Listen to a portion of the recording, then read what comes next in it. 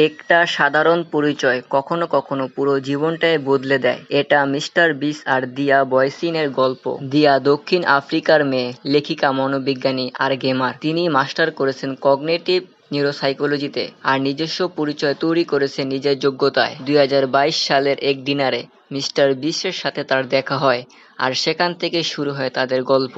এটা শুধু সৌন্দর্যের টান ছিল না, ছিল বুদ্ধি আর মনের গভীরের বোঝাপড়া। মিস্টার বিস বলেছেন দিয়ার সাথে কথা বললে তার মন শান্ত হয়, আর এটাই ছিল সবচেয়ে বড় সংযোগ। দূরত্ব তাদের আলাদা রাখতে পারেনি। 2024 সালে দিয়া চলে আসেন যুক্তরাষ্ট্রে আর ক্রিসমাস ডেতে মিস্টার বিস তাকে প্রস্তাব দেন সাধারণ কিছু ভালোবাসার এক ভরা মুহূর্তে। এই গল্প আমাদের শেখায় সত্যিকারের ভালোবাসা সম্পর্ক আসে তখনই যখন দুজন মানুষ একে অপরকে শুধু ভালোবাসে না, বরং বোঝে, সমর্থন করে আর একসাথে বেড়ে ওঠে।